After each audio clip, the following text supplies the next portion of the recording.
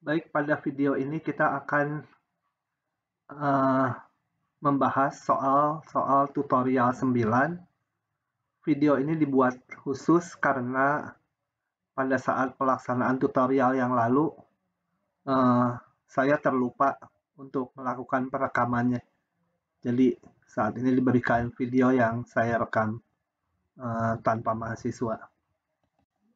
Sebagaimana biasa, ini soal-soal yang saya beri tanda kotak akan dibahas. Soal-soal yang diberi lingkaran itu PR buat para mahasiswa dan waktunya 1 minggu. Oke, soal yang pertama yaitu ini soal nomor 1, betul salah ya.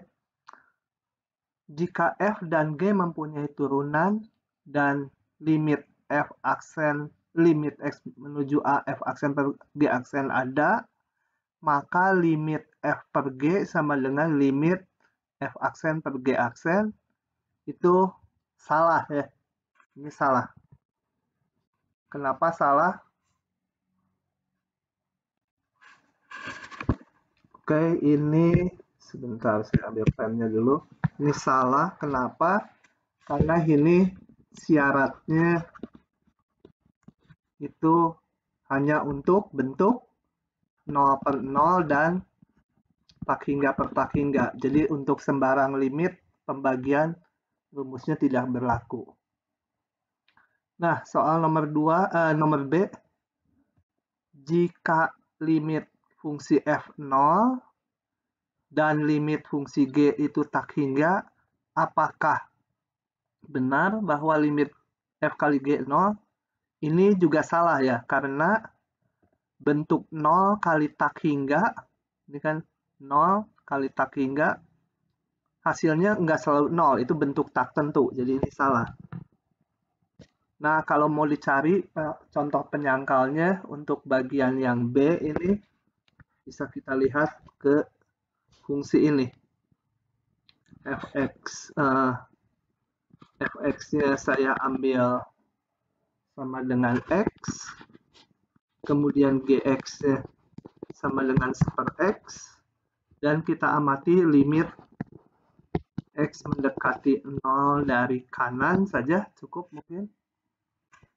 Kita lihat dari Fx itu 0, limit X mendekati 0 dari Gx plus tak hingga, tapi kita lihat bahwa limit X mendekat 0 plus dari Fx kali Gx itu sama dengan limit X mendekati 0 plus dari X kali seper X sama dengan limit X mendekati 0 plus dari 1 sama dengan 1.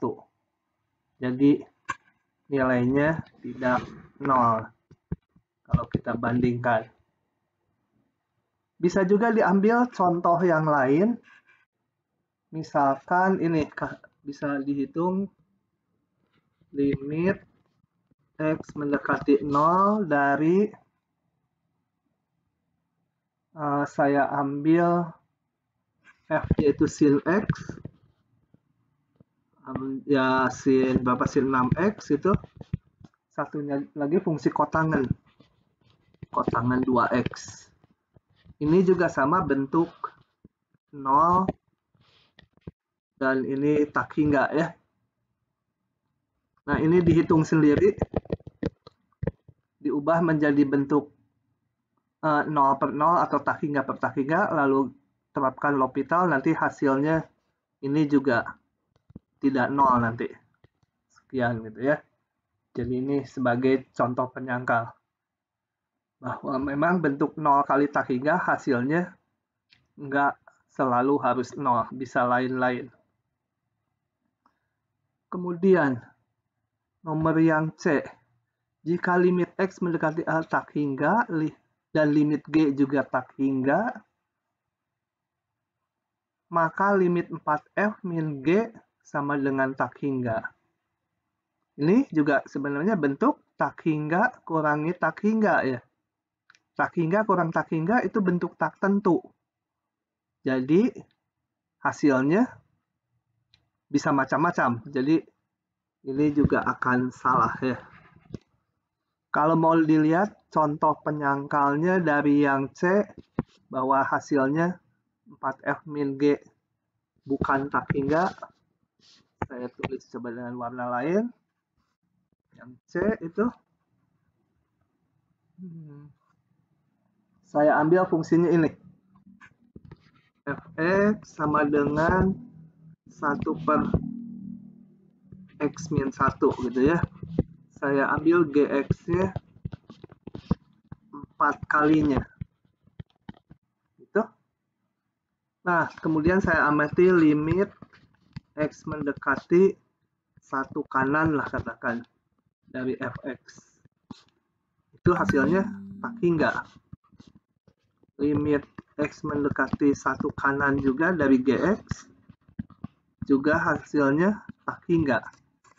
Tetapi kita lihat bahwa limit X mendekati 1 kanan dari 4F min G itu sama dengan limit X mendekati 1 kanan dari 4F min G. Jadi 4 kali 1 per X min 1 dikurangi 4 per X min 1.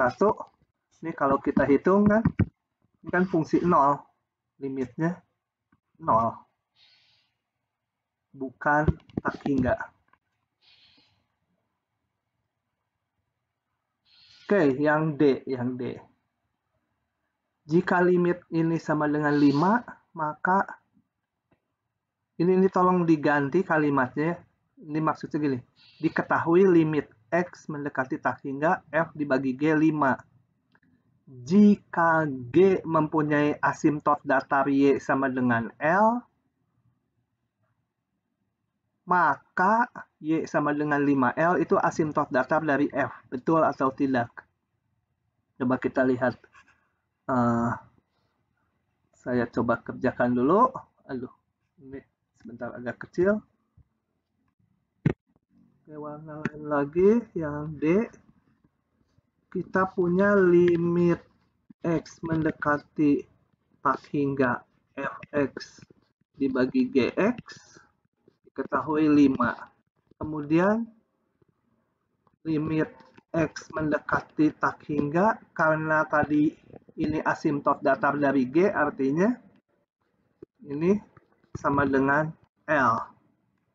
Nah, akan kita hitung, betul nggak asimtot datar dari F adalah Y sama dengan 5L. Coba kita lihat. Dengan demikian, dari sini limit X mendekati tak hingga, di sini Fx dibagi limit X mendekati tak hingga Gx dengan 5. Atau sama aja limit X mendekati tak hingga Fx. Tadi ini karena asimtot datar, Y sama L-nya ini hasilnya sama dengan L. Dibagi L sama dengan 5.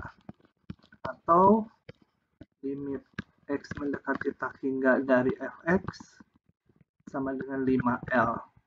Nah, ini artinya apa?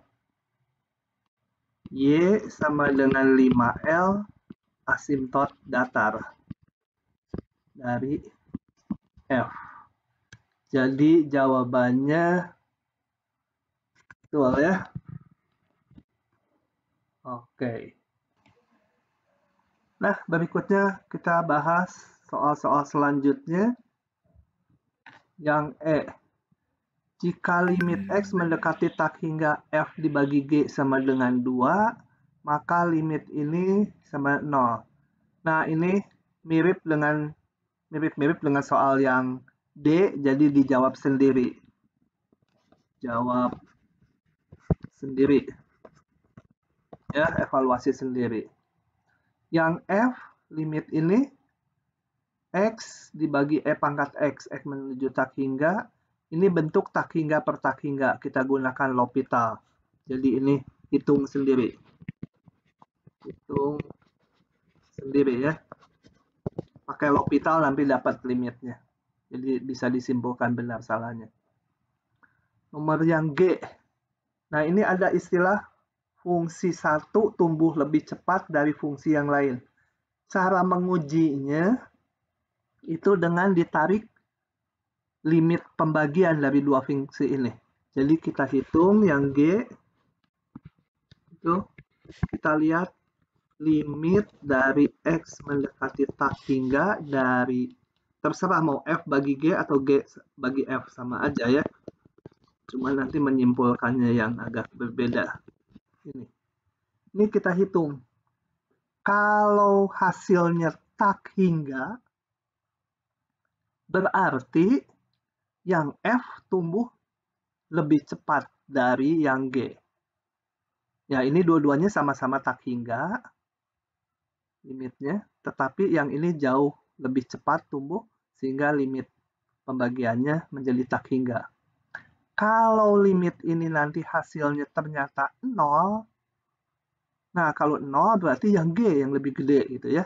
Mudah dibayangkan secara intuitif pun.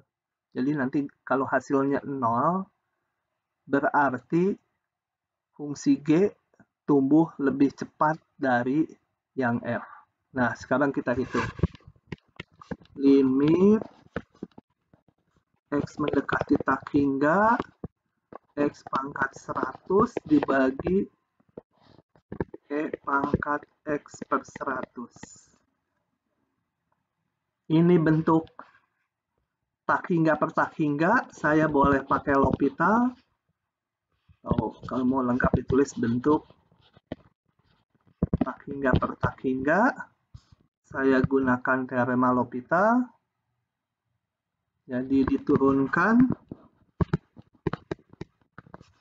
Ini menjadi 100 X pangkat 99 dibagi ini E pangkat ini tetap kali turunan atasnya 1/100 gitu ya. E pangkat X per 100. Oke. Nah, kemudian kita lihat ini bentuknya tak hingga per tak hingga lagi. Pakai L'Hopital lagi. Limit X mendekati tak hingga 100 kali 99 kali X pangkat 98 dibagi ini menjadi 100/100 kuadrat E pangkat X per 100 ya. Kembali bentuknya tak hingga per tak hingga. Nah, ini kalau kita jalankan terus, ini akan menghadapi bentuk tak hingga per tak hingga terus sampai kalau udah 99 kali kita menurunkan akan diperoleh ini 100, 99, 98 ini sampai terakhir kalau sampai X kuadrat ini berarti 3 kali X kuadrat sampai 2 kalau udah 99 kali X dibagi 1 per ini pangkatnya udah 99 kali diturunkan gitu ya. Masih bentuk tak hingga per tak hingga. Nah, kita turunkan sekali lagi akan diperoleh bentuk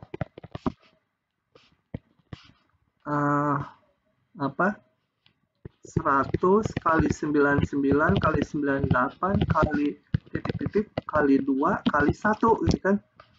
Yang ininya 1/100 pangkat 100 E pangkat X per 100. Nah, pembilang udah nggak memuat X, ini konstanta aja. Ini juga konstanta. Dan kita lihat kalau X mendekati tak hingga ini menuju nilai 0 ya.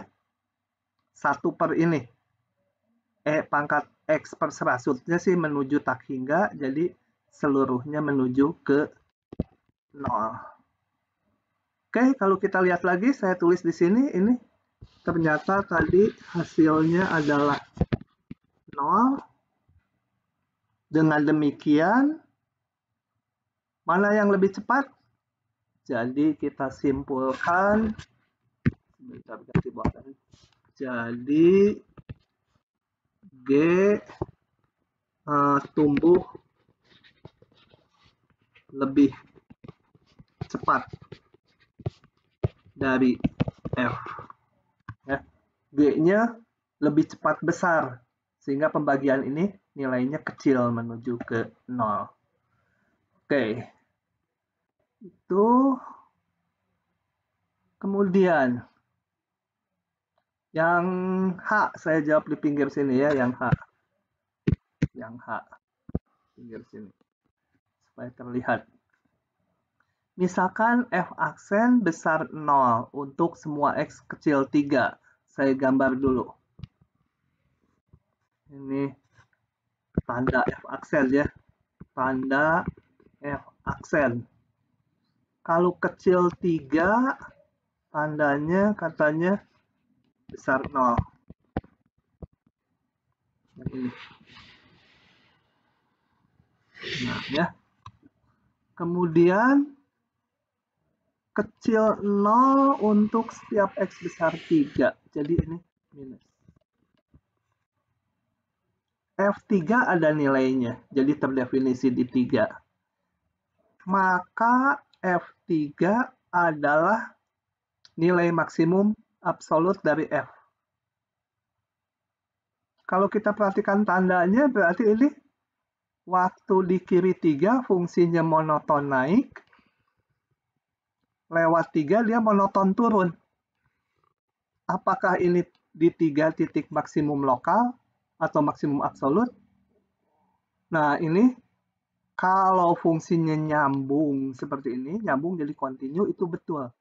Tapi di soal ini nggak dibilang fungsinya harus kontinu. Jadi situasinya bisa aja terjadi seperti ini. Dia monoton naik di kiri 3, kemudian fungsinya monoton turun di kanan 3, seperti itu. Nah, di 3 sendiri nilai fungsinya bisa aja di sini. Itu F3 di situ. Berarti di 3 bukan titik maksimum lokal, bukan juga titik minimum lokal, karena kalau kita bikin interval di sekitar 3, di kanannya lebih tinggi, di kirinya lebih rendah. Jadi dia bukan yang maksimumnya di interval ini. Nah, kalau di 3 bukan maksimum lokal, tentu saja dia juga bukan maksimum global. Jadi ini jawabannya salah ya. Nomor H ini akan betul kalau dibilang fungsinya kontinu. Jadi diingat-ingat pengujian lewat turunan pertama untuk mencari maksimum minimum lokal harus kontinu dulu di titik ujinya ya. Jadi kalau biasa kan 3-nya itu harus titik stasioner atau titik singular dulu. Dan harus kontinu di situ, baru bisa menguji maksimum minimum lokal. Oh ya, saya lupa nanti tadi yang G, jadi yang G tumbuh lebih cepat dari F. Jadi ini salah ya. Ini salah. Oke, kita lanjut ke nomor berikut. Oke, nomor selanjutnya kita lihat. Diketahui bahwa bahwa F aksen 3 sama dengan 0. Kalau F aksen 3 ada nilainya, jadi ini implisit di 3 dia harus kontinu dulu ya. Kan turunannya ada ini. Berarti di 3 kontinu dia. Jika F aksen X besar 0 untuk semua X kecil 3, kembali ini ada hal seperti ini. Kita gambar lagi lewat garis bilangan. Tanda F aksennya ya. Kita lihat ini yang I. pada f aksen. Besar 0, X kecil 3. Jadi di sini besar 0. Kemudian di ini 3. Kemudian besar 0 lagi untuk setiap X besar 3. Ini juga positif. Maka F3 adalah bukan nilai maksimum absolut maupun nilai minimum absolut. Betul atau salah? Coba kita lihat artinya. Ini artinya fungsinya di kiri 3. Kalau digambar fungsinya di kiri 3. Dia monoton naik. Di kanan 3 juga naik lagi. Jadi pasti di 3 bukan maksimum lokal, juga bukan minimum lokal. Tentunya juga bukan maksimum absolut ataupun minimum absolut ya. Karena yang absolut pasti termasuk di yang lokal. Kalau dia bukan ekstrim lokal, ya udah pasti bukan ekstrim absolut juga. Jadi, betul ya. Kemudian yang J. Jika turunan kedua fungsi besar 0 di interval AB, maka F cekung ke atas pada AB. Betul atau salah? Nah, hati-hati. Besar sama dengan 0. Sedangkan si cekung ke atas itu artinya apa? F aksennya monoton naik atau S double aksennya positif. Nggak boleh 0. Jadi yang J itu, sorry, saya nggak bisa tulis di sini. Yang J salah ya. Kenapa? Karena syaratnya harusnya F double aksen besar 0 gitu ya. Oke, begitu.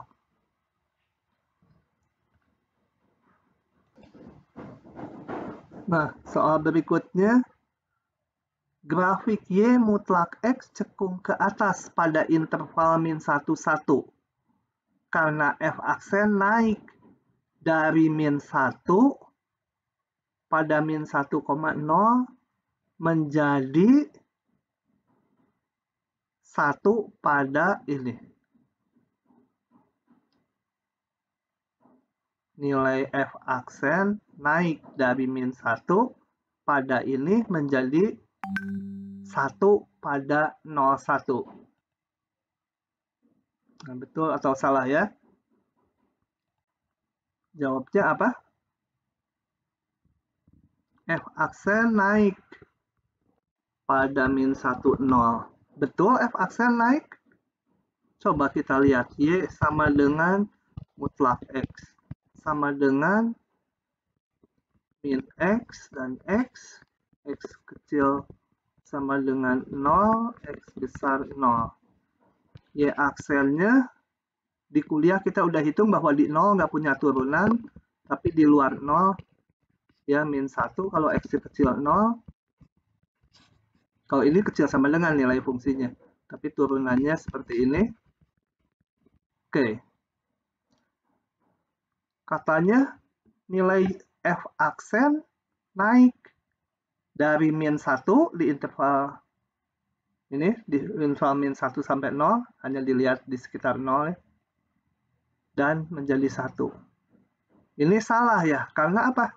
Syaratnya cekung ke atas adalah Y aksen double Y aksennya harus monoton naik. Itu syarat atau definisi cekung ke atas. Kita lihat di interval min 1,0, Y aksennya kan selalu sama dengan, berarti min 1,0 itu masuk interval ini sama dengan min 1. Dia tidak monoton naik. Jadi jelas di min 1, 0 aja dia udah tidak cekung ke atas. Jadi ini salah. Ya. Interval sebelah kanannya udah nggak perlu kita lihat lagi. Yang ini aja udah nggak monoton, nggak cekung ke atas. Nah, soal berikutnya yang saya bahas adalah soal nomor 2A. Persegi panjang terbesar dengan keliling lambda meter mempunyai luas ini. Persegi panjang terbesar dengan keliling. Ini maksudnya yang luasnya paling besar ya. Berapa luasnya? Nah, coba kita lihat fisiknya ini. Persegi panjang. Persegi panjang itu ada persegi panjang. Kelilingnya lambda. Jadi kalau saya sebut panjangnya A, lebarnya B, dengan keliling lambda meter berarti saya punya hubungan 2A gitu ya, atas bawah ini juga B, ditambah 2B harus sama dengan lambda, atau saya punya hubungan B sama dengan setengah lambda min 2A gitu ya. Oke. Nah, kita mau menentukan berapa luasnya supaya luasnya terbesar. Nah, kita lihat bahwa jadi kita munculkan rumus luasnya. Luas itu sama dengan A kali B. Nah, kita cari berapa luas terbesar. Jadi kita cari dulu berapa A dan B supaya luasnya maksimum. Ini A dan B-nya tentunya variabel. Kalau A-nya berubah, B-nya juga berubah. Jadi saya akan eliminasi salah satunya supaya jadi fungsi satu variabel lewat hubungan ini. Jadi L sama dengan A kali setengah lambda min 2A, atau kita sederhanakan setengah lambda A minus A kuadrat gitu ya, kalau tidak salah hitung. Nah, ini nilai A-nya paling kecil berapa? Kalau bikin seperti ini dengan keliling lambda, maka A terkecil adalah 0. A paling besar kalau B-nya 0, berarti A-nya setengah lambda ya. Setengah lambda. Oke. Nah, coba kita lihat terjadi maksimum di mana. Untuk itu kita periksa titik-titik ujung. Itu adalah A sama dengan 0 dan A sama dengan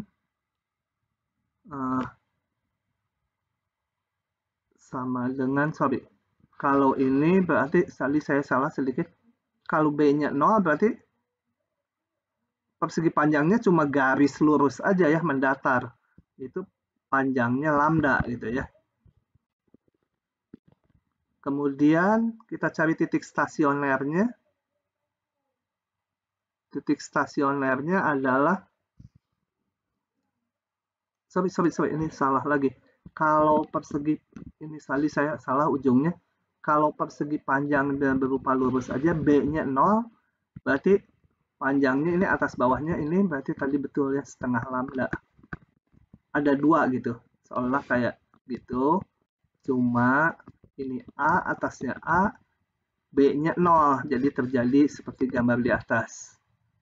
Jadi A-nya setengah lambda. Setengah lambda. Kemudian titik stasioner kita cari. Kita hitung L aksen A sama dengan setengah lambda minus 2A. Kemudian kita cari L aksen sama 0 kalau setengah lambda min 2A sama dengan 0 atau A-nya sama dengan 1/4 lambda. Titik singular tentu tidak ada karena ini berbentuk polinom punya turunan. Nah, kita periksa tanda dari L aksen A. titik-titik simpulnya di 0, setengah lambda, seperempat lambda. 0, setengah lambda, seperempat lambda, setengah lambda. Nah, kita periksa ini tanda turunannya.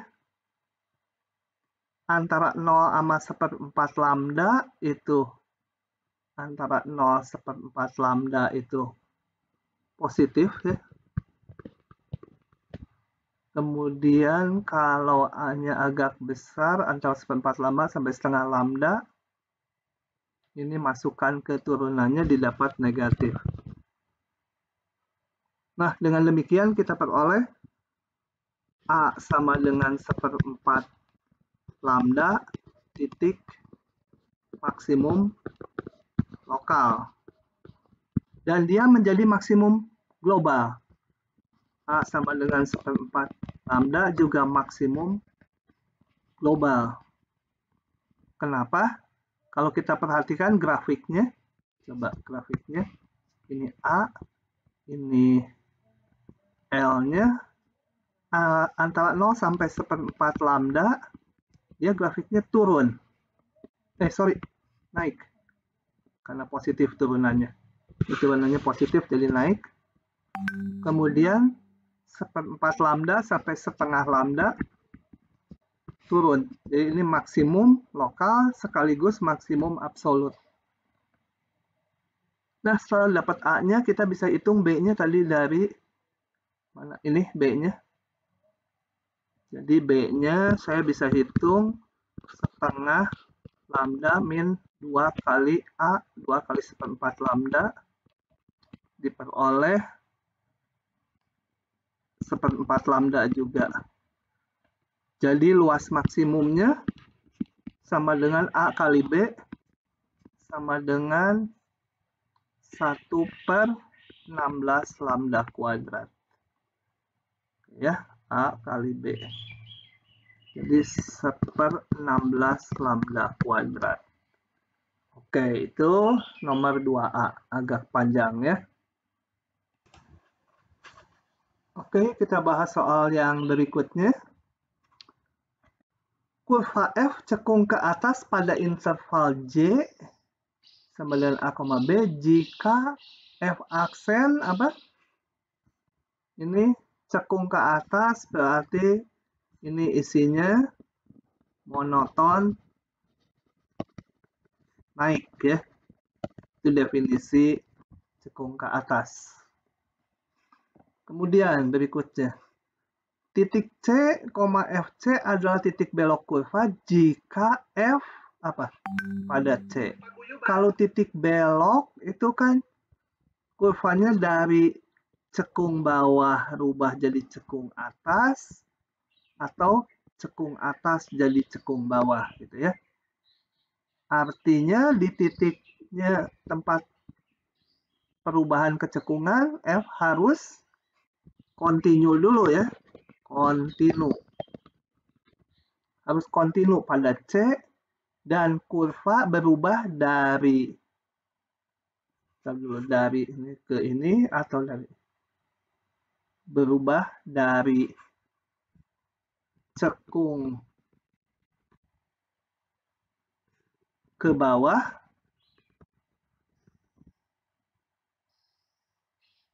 ke cekung ke atas gitu ya, atau dari cekung ke atas ke cekung bawah.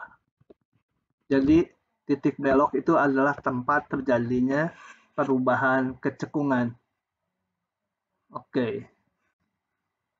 Kita bahas soal selanjutnya.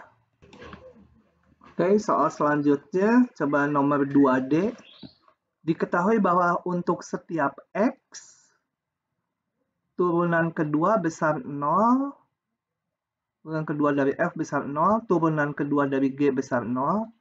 Grafik F min G cekung ke atas jika apa?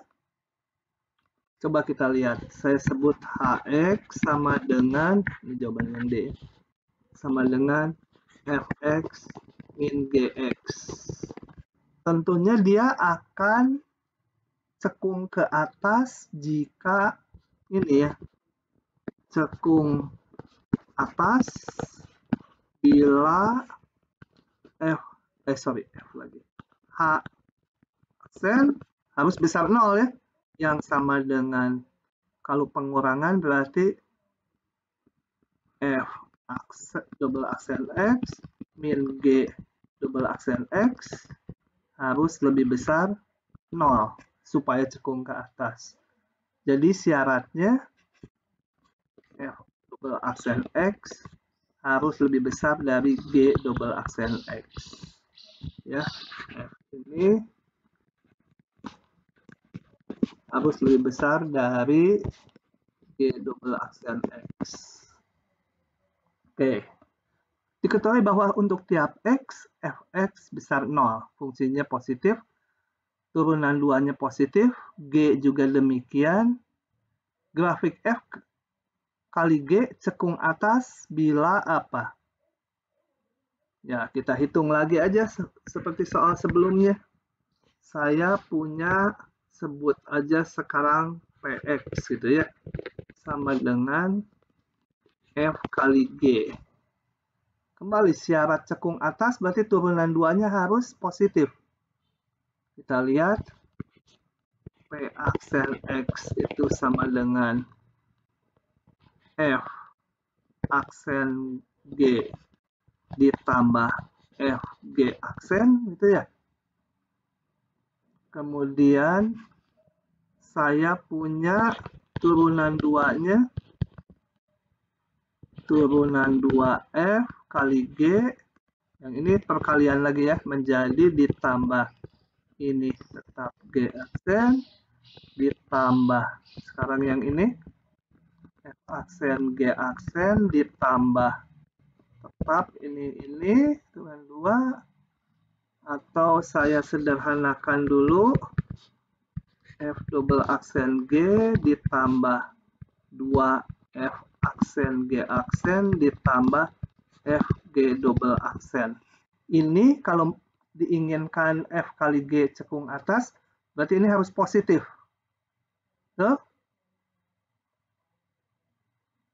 Jadi ini harus besar 0. Nah, kita punya syaratnya tadi F double aksen udah lebih besar 0 yang ini. G besar 0. 2F G aksen. Oke. Jika ini F aksen sama G aksen tidak diketahui. Ya. Tapi syarat, jadi ini harus seluruhnya harus positif. Kalau yang ini dia dari fungsinya, ini tadi F double aksen udah diketahui positif. G-nya udah positif. Ini F juga diketahui, F-nya ini tadi positif, ini positif. Berarti syaratnya adalah F aksen dan G aksennya tidak diketahui. Nah, ya udah, syaratnya kita nggak bisa lengkapi mungkin. Ya hanya mensyaratkan bahwa supaya dijamin besar 0, ya saya bisa ambil ini harus positif gitu ya. Jadi jika kalau ini positif juga, maka dijamin seluruhnya positif. Jadi syaratnya saya ambil ini boleh ya. Syaratnya jika F aksen kali G aksen positif. Gitu. Oke. Oke, berikutnya kita bahas soal nomor ketiga, pilihan ganda. Fungsi F ini monotonaik jika adalah jika apa syaratnya, coba kita lihat.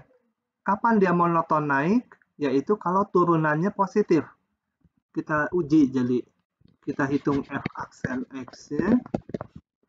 3ax kuadrat ditambah 2bx ditambah c. Oke, begitu turunannya. Nah, ini supaya monotonik harus lebih besar 0. Dia akan lebih besar 0 kalau apa? Kalau koefisiennya ini, jadi syaratnya, ini kita lihat ini adalah fungsi kuadrat. Kapan lebih besar 0? Artinya definite positif, yaitu syaratnya A-nya besar 0 dan diskriminannya juga besar kecil 0. Hati-hati. Dan apa? 2b kuadrat min 4ac min 4 kali 3a kali c harus besar, kecil 0, nggak punya akar. Oke, syaratnya itu yang A besar 0 cuma ini ya. Kemungkinan yang D aja nih syaratnya. Coba kita lihat. Ini kita hitung coba. 4b kuadrat min 12a c harus kecil 0. Oh, tapi ini terbalik. Harus kecil 0. Berarti nggak ada jawabannya. A-nya harus besar 0 supaya membuka ke atas, dia positif. Kemudian nggak punya akar, harusnya ini ya. Ini salah nih jawabannya. Berarti harusnya ini soalnya kecil 0. 4b kuadrat min 2. Ya, harusnya jawabannya yang ini. Cuma ini harusnya lebih kecil 0.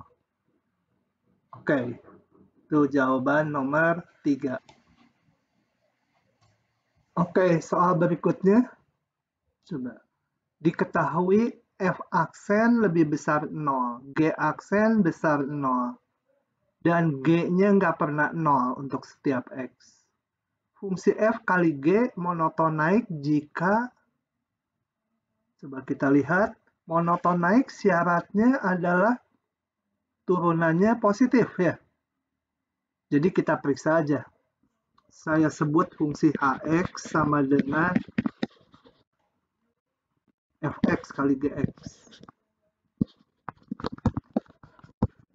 Syarat monotonik itu turunannya harus positif. Jadi kita hitung H aksen X sama dengan F aksen G ditambah Fg aksen. Nah, ini harus positif ya. Jadi ini harus positif supaya monoton naik.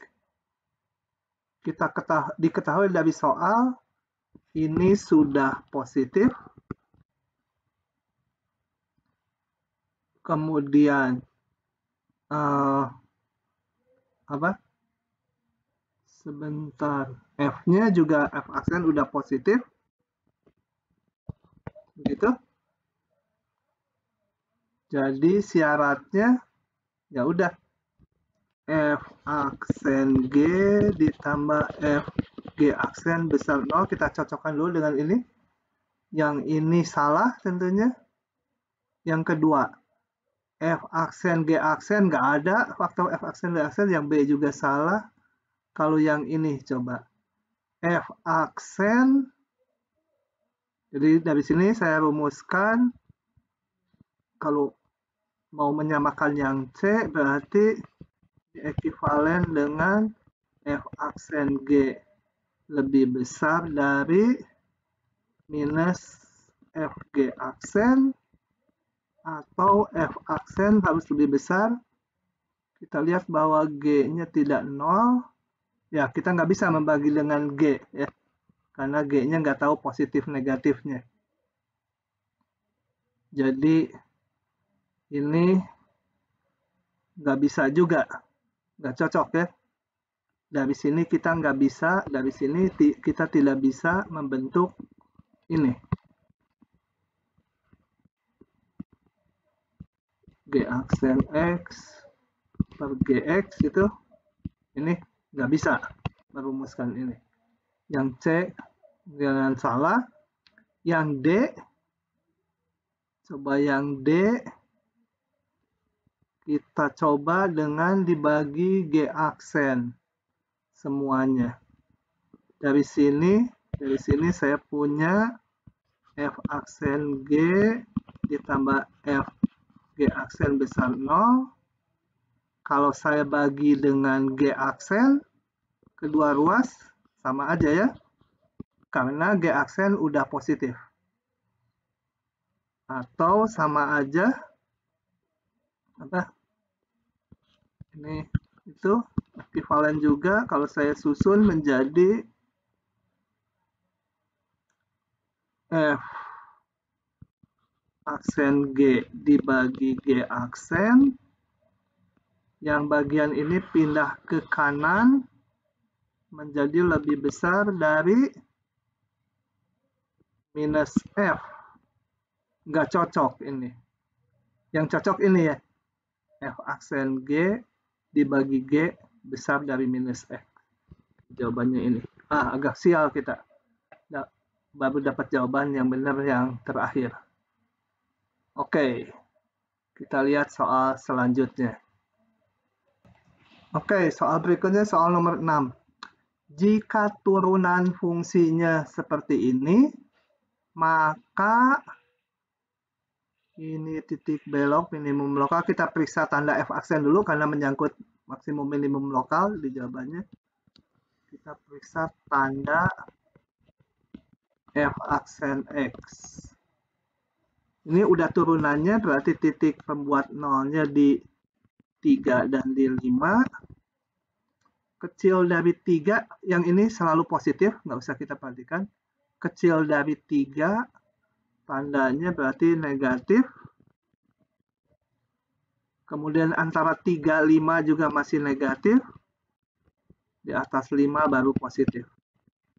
Dengan demikian ini titik, ini bukan titik apa-apa, bukan. Yang ini titik minimum lokal ya. Karena fungsinya ini negatif turun kemudian naik. Dan fungsinya pasti kontinu karena punya turunan ini. Di semua titik. F3 adalah nilai minimum lokal. Nah, beruntung kita. Ini. Ya. Sorry, salah. Kok 3? 5. F5 minimum lokal. Nah, itu. Jadi titik belok nggak usah kita uji. Nggak usah ngitung turunan 2-nya. Karena udah ada jawaban yang ini. Oke. Nah, kita bahas soal berikutnya lagi. Nah, berikutnya akan dibahas soal nomor 7A dan D. Sisanya sebagian jadi bahan PR ya. Yang A dulu, coba kita lihat. Bisa pakai L'Hopital enggak? Ganti dulu bolpennya. Bosen, sekarang pakai warna ini. Limit X mendekati tak hingga X pangkat 3 E pangkat X kuadrat. Kita lihat bahwa ini, yang sini limitnya tak hingga, sorry ini ada minusnya. Yang ini E pangkat min tak hingga, jadi 0 ya. Jadi bentuk tak hingga kali 0. Ini bentuk tak hingga kali 0. Kita ubah menjadi bentuk 0 per 0 atau tak hingga per tak hingga. Jadi salah satu dibuat ke bawah jadi penyebut. Saya bikin yang jadi ke bawah yang ini, karena minus ke bawah nanti jadi positif pangkatnya. Limit X menuju tak hingga, ini menjadi X pangkat 3 per E pangkat X kuadrat. Nah, ini bentuk tak hingga per tak hingga, kita terapkan teorema L'Hopital. 3X kuadrat dibagi, ini E pangkat tetap kali turunan atasnya.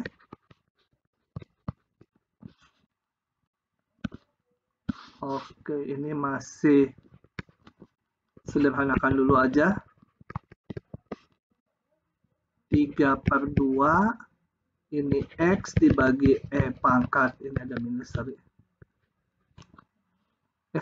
itu positif, betul, E pangkat X kuadrat, kembali ini bentuk tak hingga per tak hingga, pakai L'Hopital sekali lagi, limit X mendekati tak hingga 3/2, atasnya 1, ini jadi 2X lagi. Nah, kita lihat ini, pembilangnya 3, penyebutnya menuju tak hingga. 2X tak hingga, E pangkat X kuadrat juga tak hingga, jadi 0. Nah, yang D ini agak rumit, jadi saya berikan ada trik khusus, gitu ya. Ini kita lihat bentuknya, ini bentuk tak hingga kurangi tak hingga. Nah, biasanya tak hingga kurang tak hingga itu kalau bentuk sebuah pecahan dikurangi pecahan gitu, disamakan penyebut. Tapi di sini nggak ada pecahannya. Supaya itu ini perlu satu trik khusus ya, yaitu kita manfaatkan fungsi E pangkat. Nah, jadi dari sini saya ubah dikit bentuknya menjadi ln dari E pangkat X min ln X. Idenya dari mana? Idenya supaya ini bisa dibuat jadi pembagian.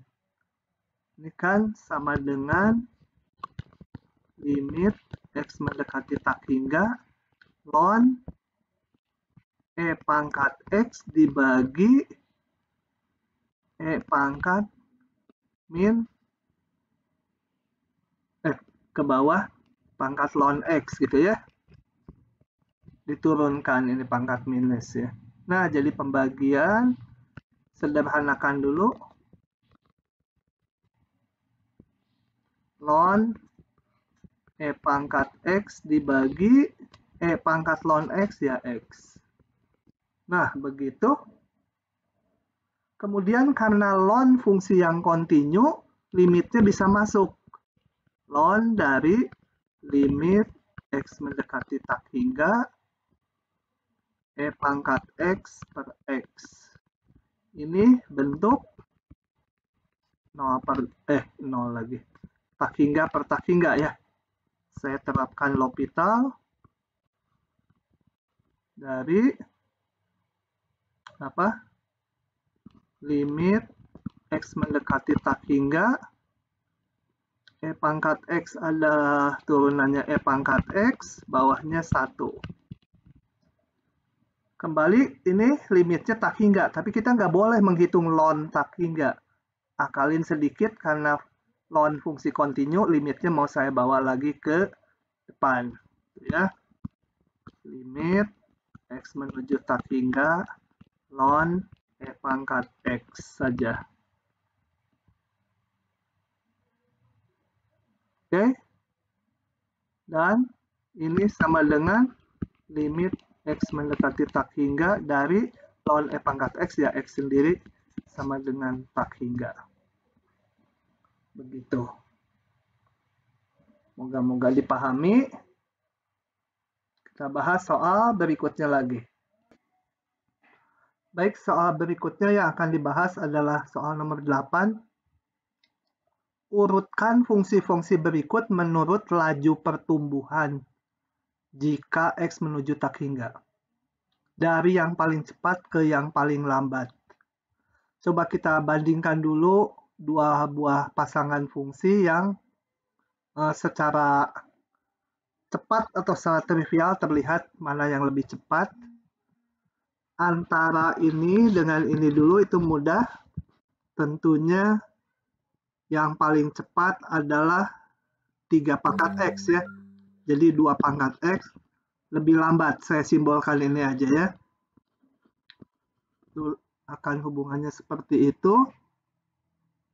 Kemudian untuk yang dua pasangan ini juga dengan mudah kita lihat bahwa bilangan dasarnya sama, pangkatnya yang ini lebih besar daripada X per 3. Jadi yang E pangkat X per 3 pasti lebih lambat lah dari E pangkat X per 2. Nah, sekarang saya ingin bandingkan yang ini ya.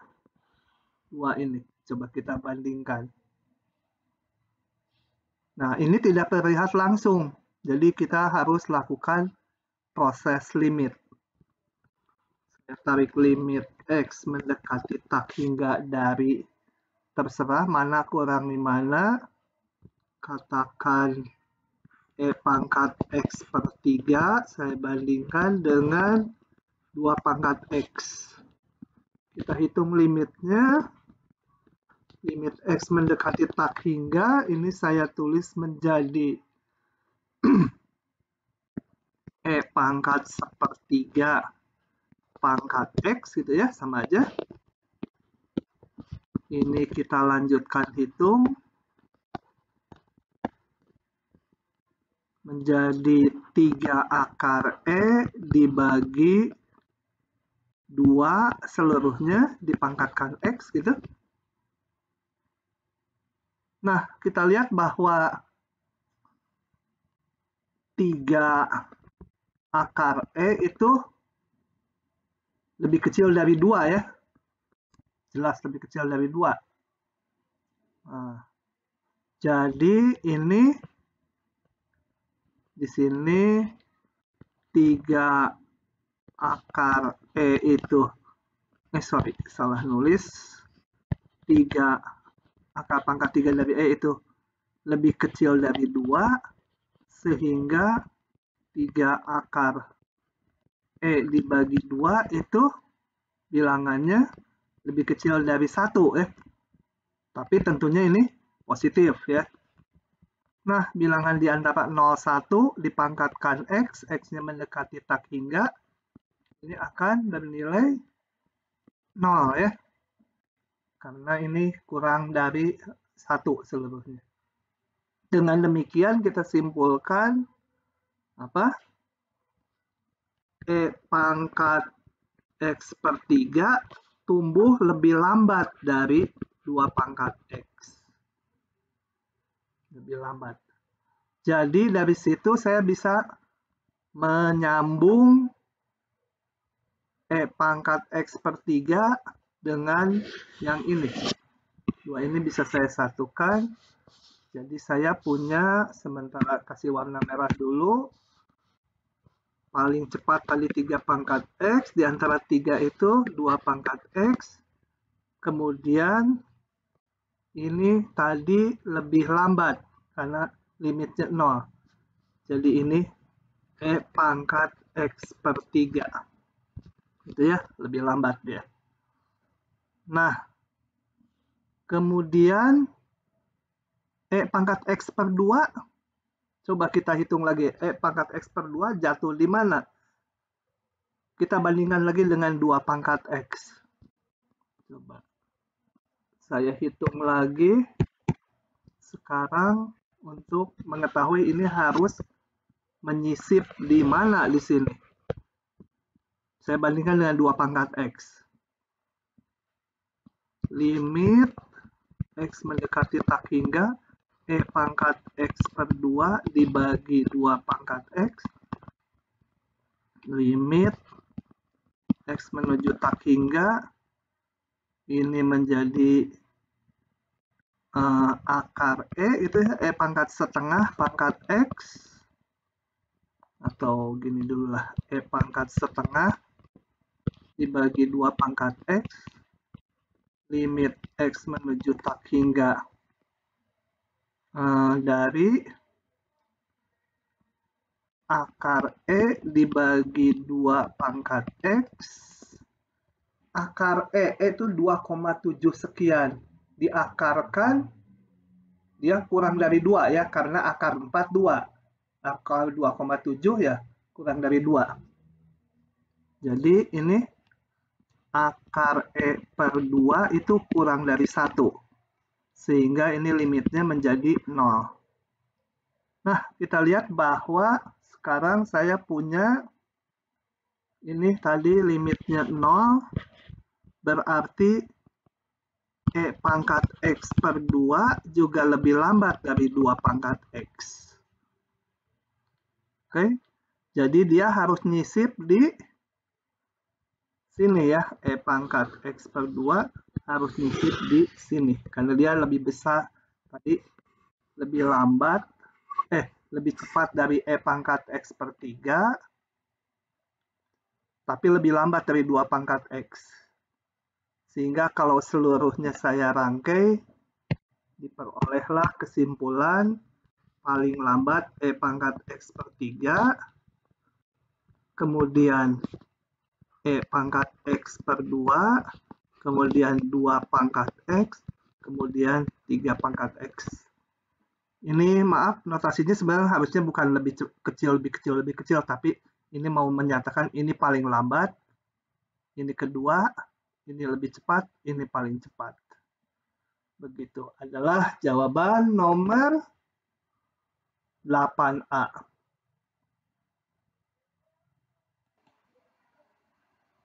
Selanjutnya kita bahas soal nomor 11. Tentukan titik pada garis ini yang terdekat ke titik asal.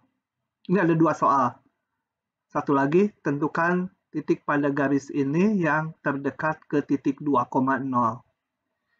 Coba saya bahas yang B aja ya, yang A ya sama saja. Coba ilustrasinya dulu, ilustrasinya. Ini XY, ini sembarang aja saya bikin, sembarang aja ini garis, nggak akurat artinya. Y sama dengan 2X tambah 3. Nah, tentukan titik pada garis tersebut yang jaraknya terdekat ke titik 2,0. 2,0. Ini 2,0. P gitu ya. 2,0. Nah, tentukan titik pada garis yang jaraknya paling dekat ke 2,0. Ya. Tentukan ini. Titiknya berapa? Saya sebut saja titiknya karena belum tahu. Sebut titik Q. Koordinatnya A, B. Harus dicari A dan B-nya berapa. Supaya jaraknya terdekat. Oke, karena minta terdekat berarti mencari titik minimum. Ya, kita rumuskan dulu ini jaraknya. Jaraknya si L ini. Jadi kita mulai dengan misal Q itu A, B pada garis. Nah, saya munculkan fungsi jaraknya ke titik P. Dari tadi ini. Jaraknya ke sini ya. Salah, bukan ke situ, ke titik 2,0. Nah, jaraknya itu. Jadi, jarak PQ itu ya, ini yang ingin diminimumkan. Saya sebut aja sih ya sebagai L sama dengan akar apa? Q kurang P titiknya. Berarti A-2 kuadrat ditambah B-0 kuadrat. Sama dengan A-2 kuadrat tambah B kuadrat. Nah, ini ada 2 variabel terlibat. Saya mau eliminasi salah satu karena titik ini terletak pada garis. Jadi, sini aja ya. Q A, B, Q itu pada garis. Jadi, memenuhi hubungan persamaan ini. B sama dengan 2A ditambah 3. Nah, dari sini saya eliminasikan ke sini. Yang diperoleh L-nya akar A-2 kuadrat ditambah 2A ditambah 3 kuadrat. Gitu ya. Oke. Nah, kita akan mencari berapa nilai A-nya supaya L-nya minimum. Oke. Kita sederhanakan dulu, ini L-nya kita hitung. Akar A kuadrat min 4A ditambah 4 ditambah ini apa? 4A kuadrat ditambah sebentar 2 kali 3 6 kali 3 2 12A ditambah 9 atau L-nya sama dengan 5A kuadrat ditambah berapa ini? 12A dikurangi 4A 8A ditambah 13. Nah, kita akan meminimumkan A, jadi kita cari turunannya, titik stasionernya ya, L aksen A menjadi ini dalamnya kalau diturunkan menjadi 25A ditambah 8 itu 25A tambah 8, ini per turunan akarnya itu kuadrat ditambah 8A ditambah 13. Nah, titik stasioner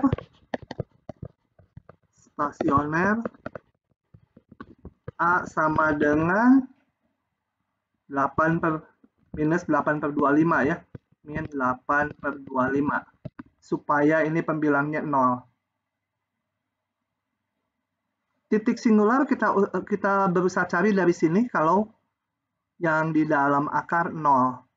Coba kita periksa dulu dia definite positif enggak. Yang ini diskriminannya 8 kuadrat minus B kuadrat min 4AC. Min 4 kali 5 kali 13. Oh, kecil 0. Jadi ini nggak pernah 0, sehingga tidak ada titik singularnya ya. Titik singular tidak ada. Nah, kita tinggal periksa L aksennya. Titik stasionernya min 8 per 25. Kalau diperiksa, kalau A-nya kecil sekali, ambil aja min 1.000.000, negatif, ini selalu positif, berarti ini negatif. Kalau A-nya besar sekali, dia akan positif. Jadi, A sama dengan min 8 per 25, titik minimum lokal. Sekaligus minimum global, karena apa? Kalau diamati fungsinya turun gitu ya, turun ini negatif, kemudian naik, jadi akan jadi minimum global. A sama dengan min 8 per 25 juga minimum global.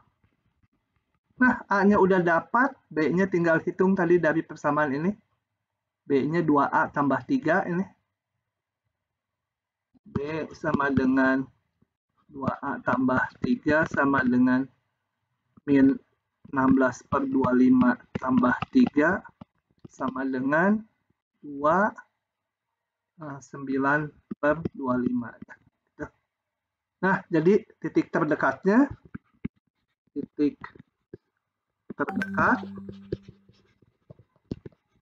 ke garis adalah koordinatnya min 8 per 25,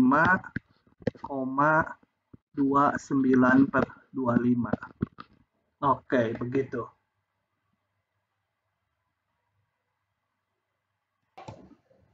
Nah, berikutnya soal 14 saya bahas.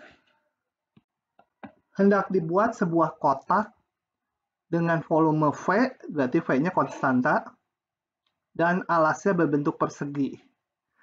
Bahan untuk alas harganya per inci kuadrat 20% lebih mahal dibanding bahan sisinya. Bahan bagian atasnya per inci 50% lebih mahal dari harga bahan sisinya. Jadi atasnya tutupnya 50% lebih mahal, bawahnya 20% lebih mahal dibanding harga bahan sisinya. Tentukan ukuran ekonomis dari kotak tersebut. Coba kita ilustrasikan dulu kotaknya ya.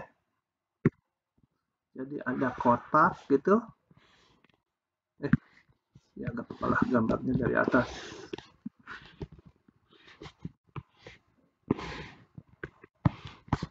Nah, begitu. Dengan alasnya diketahui persegi. Ini persegi, jadi sama panjang sini. Nah, volumenya diketahui V. Tentukan ukuran ekonomis dari bahan kotak tersebut, berarti meminimumkan harga.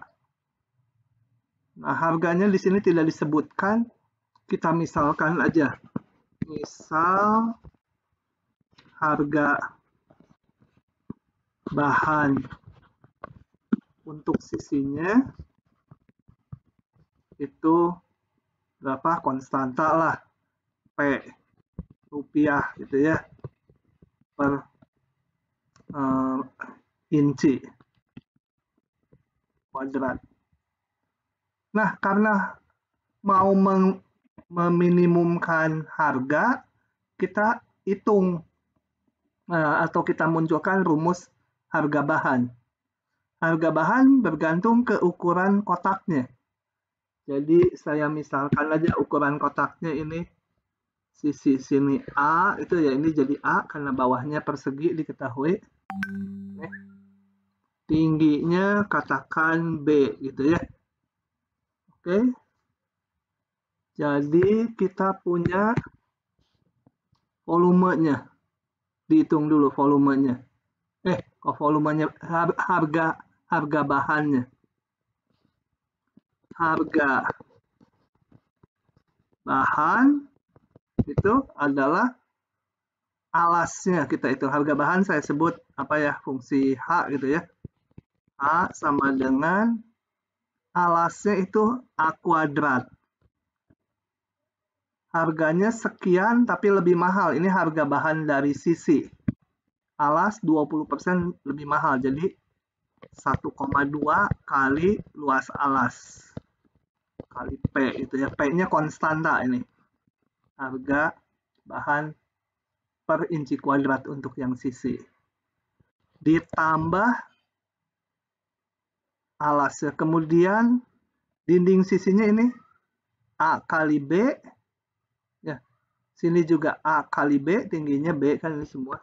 Tingginya B. Ada 4 dinding. Berarti ada 4 kali AB kali P harganya.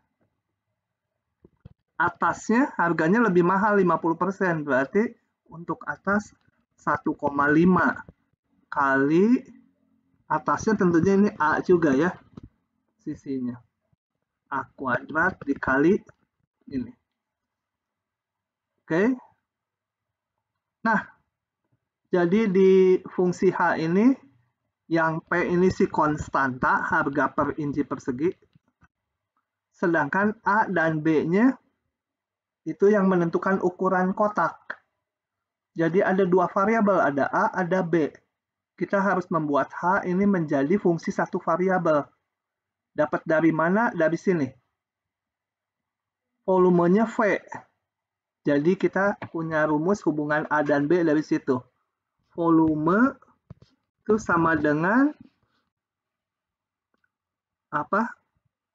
A kali B. Gitu ya. Atau ekuivalen dengan B sama dengan V dibagi A kuadrat. Ingat V-nya konstanta di sini ya. Ini konstanta. Tadi P juga konstanta. Nah, H-nya sama dengan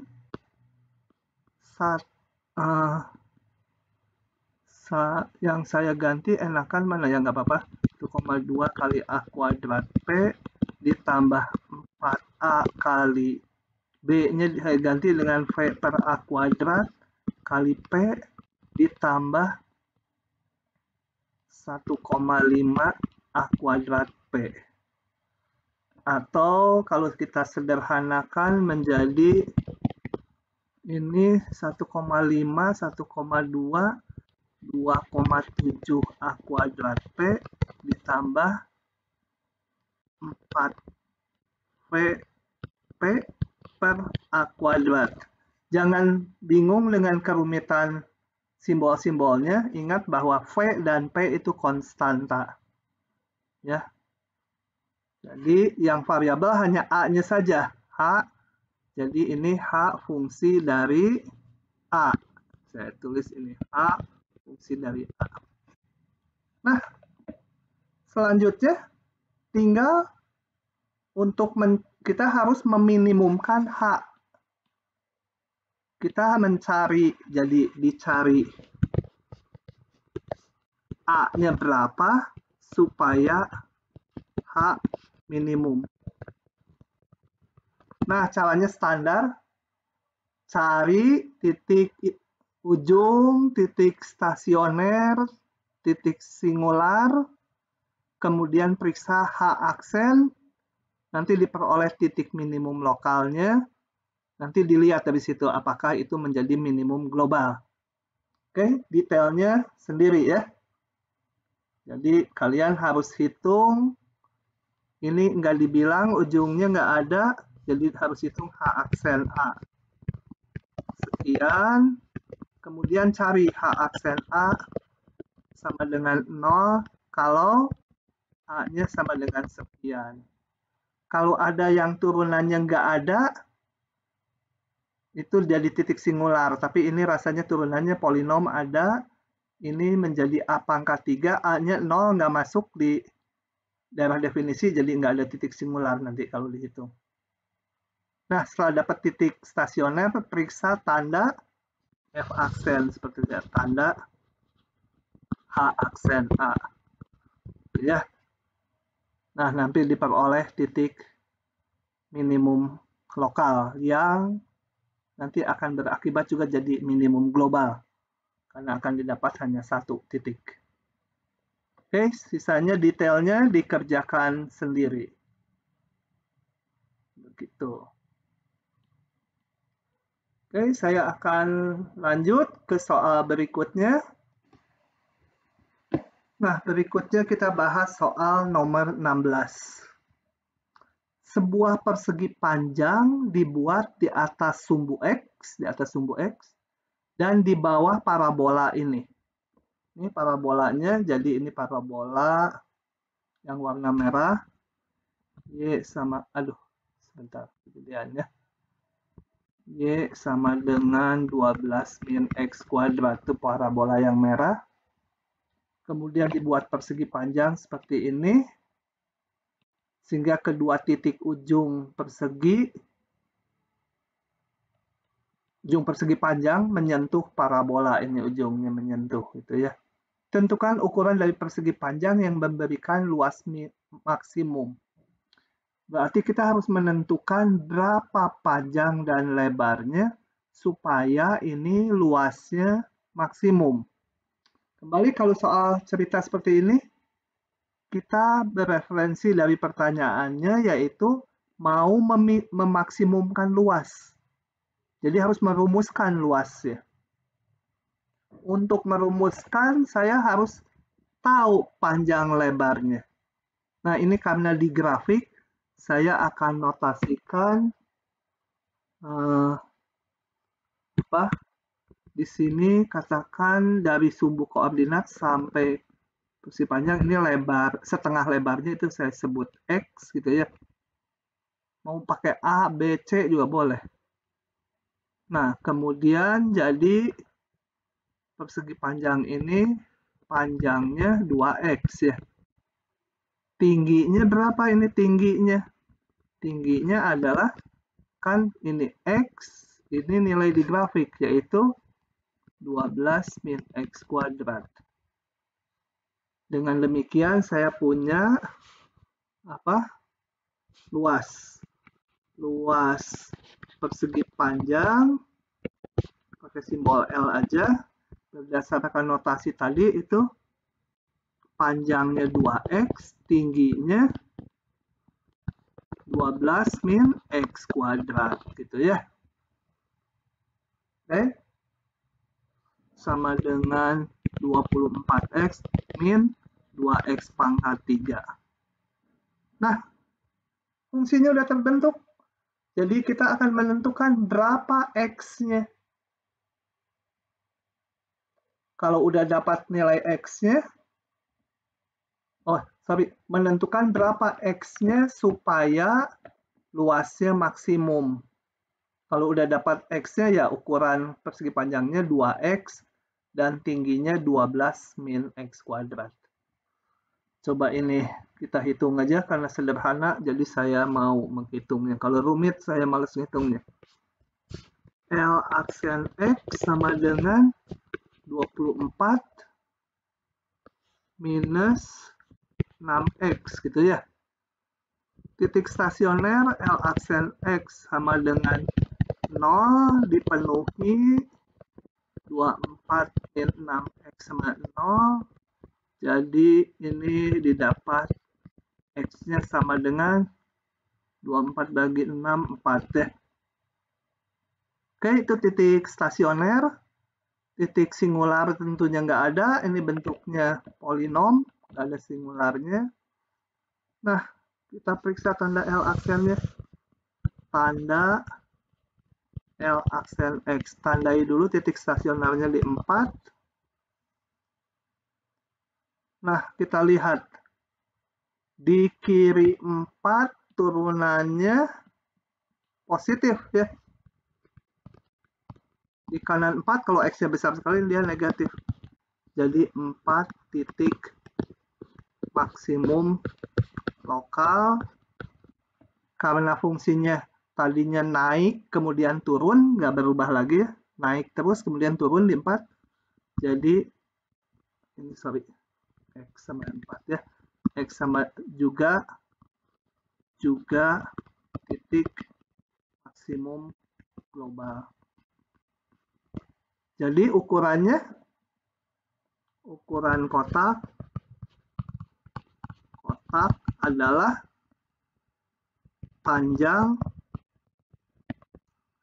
2X sama dengan 8, lebar atau tinggi ya karena bentuknya tinggi yang mana yang dimaksud tinggi ini tingginya ini ya, ini X tadi itu 12 min X kuadrat. 12 min 4 kuadrat loh kok negatif, 12 min X kuadrat. Kenapa negatif?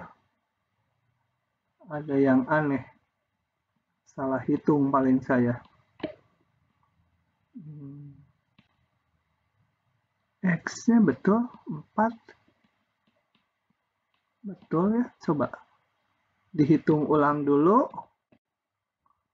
2X panjangnya, tingginya karena ini X, ini 12 min X kuadrat.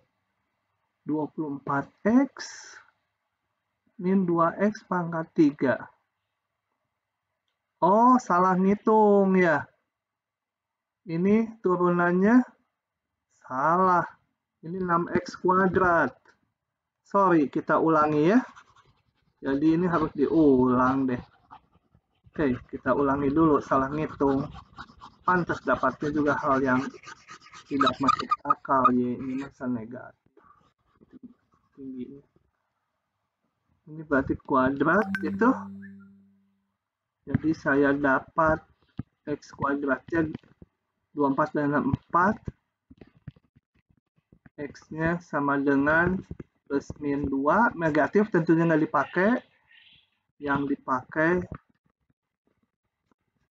X-nya sama dengan 2. Kita periksa tandanya kayak tadi. Tanda L aksen X. Ini di 2. Di kirinya 24 min ini berarti positif. Kalau diperiksa yang ini negatif. Jadi X sama dengan 2 titik maksimum lokal sekaligus maksimum global. Gitu. Nah, jadi ukuran persegi panjangnya adalah panjang 2x kan tadi, panjang 2 kali x sama dengan 2 kali 2 yang 4. Tingginya tadi kita lihat di sini 12 min x kuadrat.